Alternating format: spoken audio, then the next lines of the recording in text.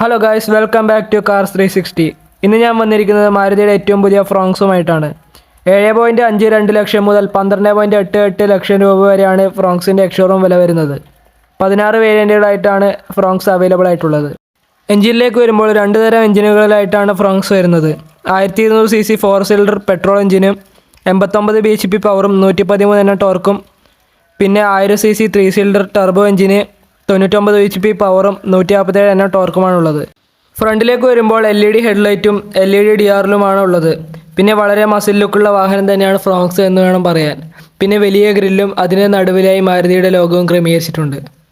പിന്നെ താഴെയായി വലിയ സ്കഫ് പ്ലേറ്റും കാണാം. സൈഡിലേക്ക് വരുമ്പോൾ വലിയ വീലാർച്ചും 16 ഇഞ്ച് അലോയ്സും വളരെ ഭംഗിയിൽ തന്നെയാണ് നൽകിയിട്ടുള്ളത്.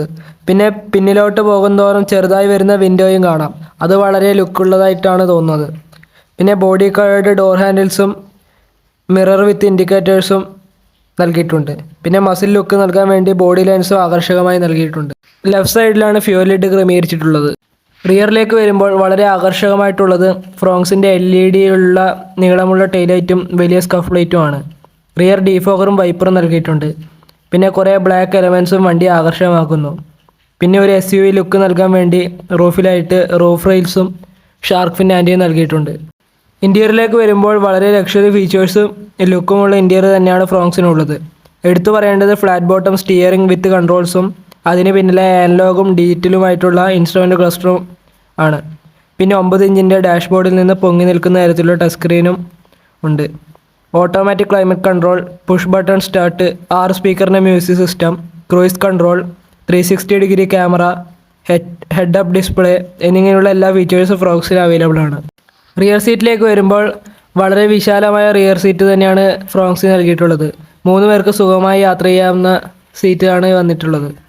3 അഡ്ജസ്റ്റബിൾ ഹെഡ് റെസ്റ്റും റിയർ AC വെൻറ്റും 60-40 സ്പ്ലിറ്റ് സീറ്റുമാണ് പ്രധാനമായിട്ടുള്ള ഫീച്ചേഴ്സ്. ഹാൻഡ് റെസ്റ്റ് ഇല്ല എന്നത് വലിയൊരു പോരായ്മയായി തോന്നുന്നുണ്ട്. 308 ലിറ്റർ ബൂട്ട് സ്പേസ് ആണ് ഫ്രോങ്സിന് വന്നിട്ടുള്ളത്.